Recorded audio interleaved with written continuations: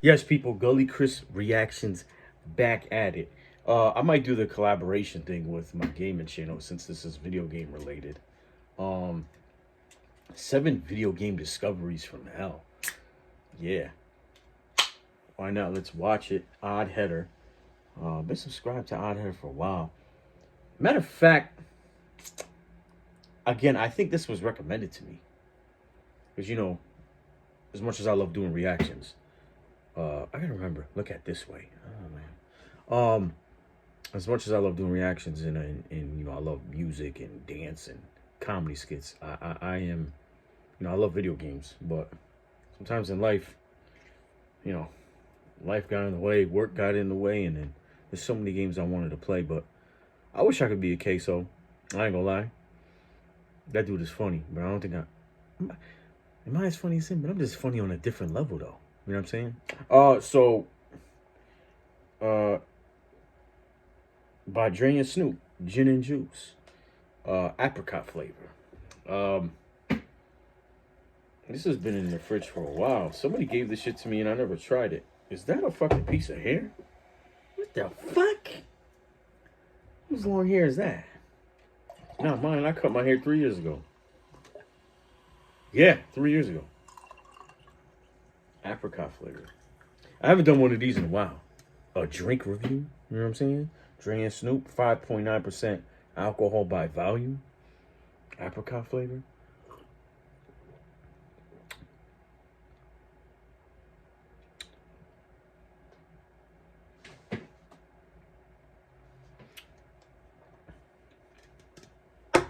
That is pretty fucking good. Well, goddamn. Well, that's pretty fucking good. I like this better than White Claw. Yeah, y'all might think I'm bugging, but I'm not a big fan of White Claw. But this has like a perfect amount of sweetness. It's not too sweet. 10 years ago, I probably would not like this because, I have a very bad sweet tooth. But I say more than 10 years ago. Shit, I'm 35. In the early 20s, I should say. This is sipping on gin and juice, apricot flavor. Now this is pretty fucking good. This is pretty good. I'm definitely rocking with this. Y'all know me. I don't drink alcohol like that, but yeah. Oh yeah. Okay. So anyway, yeah. 7 video game discoveries from hell. Odd Header. Let's go. All right. Now I'm being smart. Sometimes a discovery is found in a video game that appears to be directed from hell. In the spirit of today's sponsor, the mysterious online game Devil's Game. Today I thought we'd take a look at some of the most haunting and devilish discoveries that were ever found in video games. A little nuclear power plant. Cyberpunk 2077.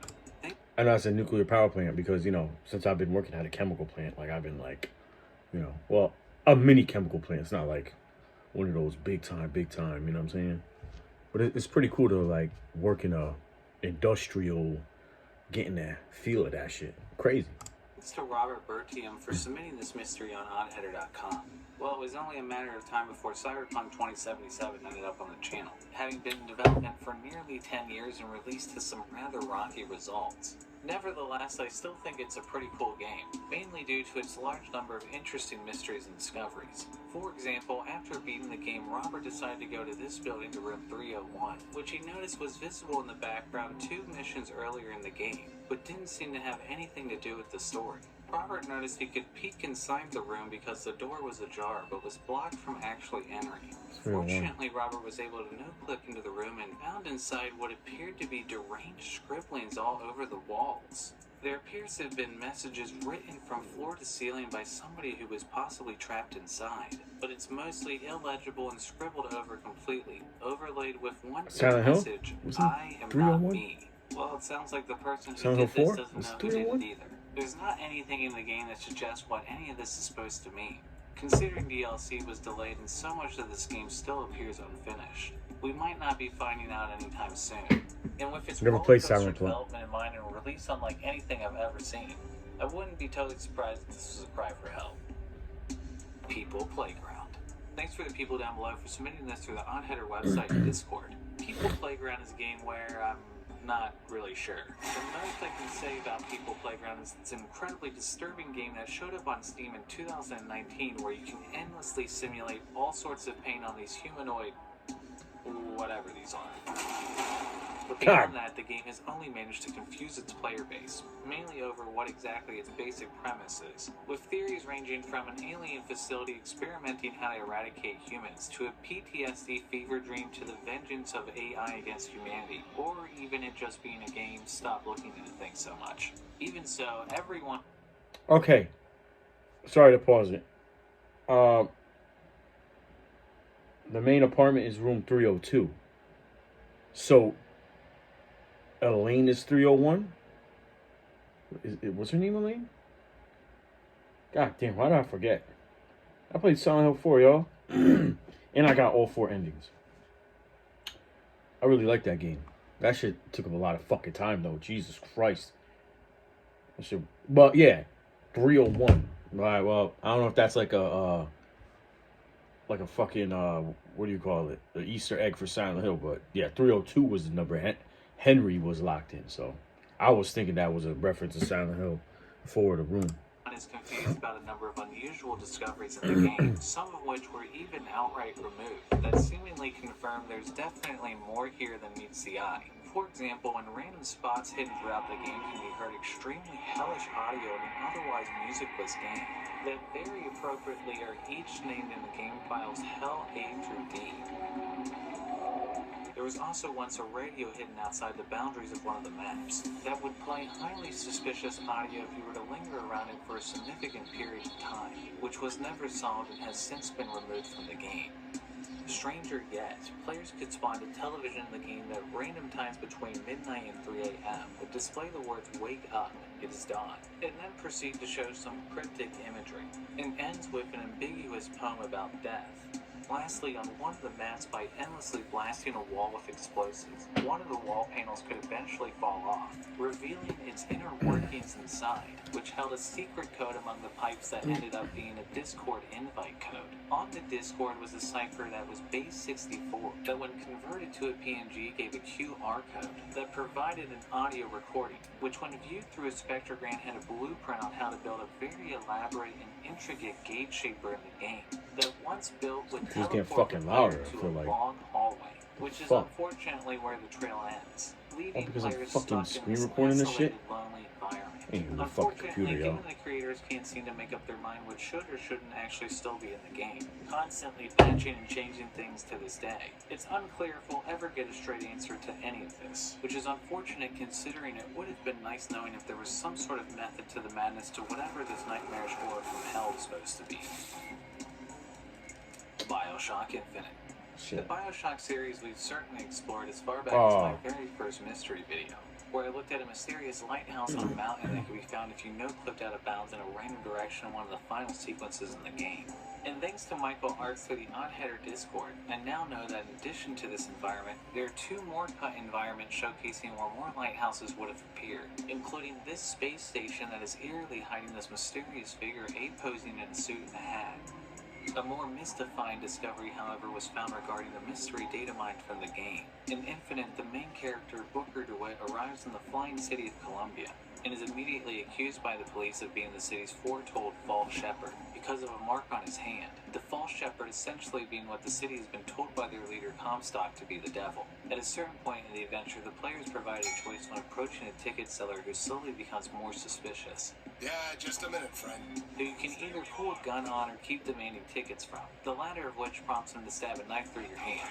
If you were to get stabbed in the later scene, your protected Elizabeth would rip off a piece of her clothing and bandage your hand. Strangely, data miners found on the texture file of the bandage can be found an image of a devil, which never actually appears in the game. It's not known exactly why Satan is here, although it does almost look like a texture meant to wrap around a 3D object. It would also seem to be implying there's something actually demonic going on with Booker, considering this is located where Booker's bleeding from the hand, and there also happens to be a mark that the city believes is a sign of the devil. It does seem strange to me though, seeing as Booker being the false shepherd is propaganda throughout the story, and his mark is even given a non-devilish explanation. so I'm not exactly sure what the purpose of this image was supposed to be or what it's trying to say. Then again, this is a game where nothing is as it seems, and I can vaguely see it in some way as a metaphor for Booker's relationship with the game's antagonist Comstock. But pretty much all of that gets thrown out when I see something like this submitted by Broadway of a random statue of Comstock that bleeds when shot at just at the right angle. And I'm not sure how that one connects in terms of the actual story at all. But these elements definitely do a good job of upping the creepy as hell factor. That was odd. Tamashi. Thanks to Olivia Hayes for submitting these mysteries on oddheader.com. 2019's Tamashi is a satanic and mysterious horror game available on Steam, adorned with occult imagery, witches, and unsettling scenes inspired by Japanese horror games of the 80s and 90s. Through the game, the player makes their way through a series of room-solving puzzles in order to move forward. What's with that tongue, yo? Olivia submitted some puzzles that still haven't been solved in the game, including this cipher that no one's managed to crack. An odd hidden room filled with strange vibrating dolls whose eyes follow the player. And most Vibrating dolls. a hidden door past the boundaries of one of the levels that when entered appears to reveal a night vision camera of a random bedroom. It also displays the current date and time. The purpose of the event is currently unclear, and it's uncertain whose room we're looking into or if the footage at any point reveals anything. Additionally, Olivia pointed out that at one point in the game she stand on the very edge of the environment in this spot. You can see an item that normally displays messages to the player that to this day nobody knows how to access, likely still beholding some sort of secret message for whoever manages to reach it. Hopefully this encourages somebody to do some cracking and get us over there, because I would love to know if it has any insight to any of the strange mysteries revolving around the game, though I wouldn't be surprised if whatever it has to say doesn't make things clear at all. Ultima 9. Ascension. Thanks to Hajime the Fool for submitting this for my Discord server.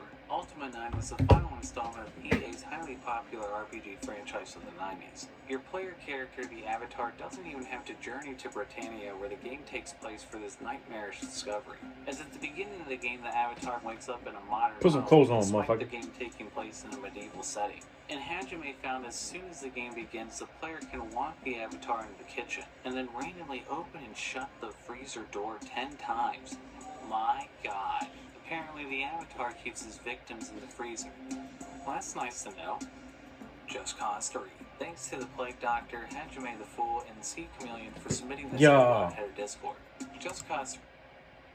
This is a game I've always wanted to play, y'all. Just Cause. Just Cause. Just Cause. Just Cause. But nah, this has always been a fucking game I wanted to play, Trademark yo. the point the series was destined to seal its fate as a parody of open world sandboxes, and in so included a huge number of Easter eggs. Roland Listerman of the game's development team even said in an interview the team was told anything they wanted to hide in the game, they had to go ahead to do so, which appears to be why Roland appears in the game himself. However, the most mysterious Easter egg in the game involves a cryptic and out-of-place series of obelisks that can be found throughout the environment whose true purpose has gone unsolved to this day. Originally, only 2 obelisks were found in the game, which had cryptic pentagrams carved into them, which because are actually curved are believed to be elder signs, symbols said to awaken the cosmic horror known as the Cthulhu in H.P. Lovecraft's notorious story The Call of Cthulhu. The Cthulhu being an enormous beast worshipped by cultists that's been sleeping beneath the sea for centuries, said to ravage terror and destruction over the world when it's awakened until humanity is completely destroyed. Later, the Barbarian Sea Heist DLC added 5 more obelisks and ancient ruins that can be found out in the ocean, this time with eternal burning fires on them and a different set of symbols. The 2-letter combinations around the elder signs are thought to be a cipher, but this was never confirmed or solved. Another obelisk was found in the Mechland Assault DLC, where a round hatch was found at the weapons shipping yard port with a button that didn't do anything. However, another button could be found on a house on the cliffs behind the silo, and another in a house in the forest to the west. Then when all pressed together, opened the silo and revealed another obelisk. Players also reported that standing next to it for an extended period of time, you could hear suspicious audio that some believe may hold some sort of clue. Yet another button was found at another settlement in the same DLC known as Eden Station the Goose, that also when pressed in an interesting twist, didn't do anything at all. Years after the game's release, Earthsriths on the Just Cause wiki discovered that after pressing the button, a second button can actually be found underground out of bounds nearby. Earthsriths reported he was able to hover over it with a glitch but didn't seem to be able to interact with it, meaning we still have no idea what the button is supposed to do if we're still missing another step to properly activate it. Whatever's going on here, there's certainly something ominous surrounding this whole thing that remains to be solved. And since the game to date has never been fully decompiled and completely data mined, we really have no idea what else is lurking deep in the files of the game. Let's just hope that whatever we uncover isn't irritably awakened from its centuries-long slumber ready to serve humanity its endless pain and bleak annihilation. Doki Doki Literature Club. 2017's Doki Doki Literature Club is a visual novel that follows a male high school student who joins his school literature club at the insistence of his childhood friend. The game is pretty well known for starting off like a normal dating simulator that gets progressively darker, eventually evolving into a horror game. The game also manages to break the fourth wall repeatedly, and at one point a hint in the game suggests the player looks inside the data of the game, as one of the files in the character folder has to be deleted in order to properly finish the game. However, much more curious players manage to find more discoveries in the data of the game that don't seem to directly relate to the story, that are only revealed when manipulating more character files in the data that only appear when you first install the game. For example, changing Monica's file extension from CHR to PNG results in a square surrounded by a circle of flames, which when zoomed in on the square reveals binary code that translates to a long cryptic message, which appears to be warning an unknown character about something ambiguous. Yuri's character files encoded base64 text string that when decoded tells the story of a teenager that murdered somebody out of curiosity. And lastly, changing the Suki CRH file to a PNG reveals an abstract gray and white image. However, by inverting the colors and using the polar coordinates filter set to rectangular and polar, it reveals an image of a blonde woman with only the whites of her eyes showing. To this day, who the mysterious woman in the image is still unknown, but she definitely has that whole Queen of Hell look going for her. And thanks to Devil's Game for making this video possible. Be sure to check out the link down below to be one of the first to try a free episode of Devil's Game, a novel new storytelling app specially designed for phones and tablets. Devil's Game tells a cryptic and mysterious story through real-time text messages, emails, and other media. Devil's Game. Players are led to find give Devil's Game and expect a lot more exciting things. Combat 15 Gold. Price Prime's work. Okay, yeah, so I just wanted to react to something different, I guess, you know, but yeah, that was alright. Can't complain. I just wanted to see like what the 7 video game discoveries from hell were. Even though I knew a couple of them. Well, a couple of games. The other, yeah. But yeah, thanks for watching. I'll catch you on the next video.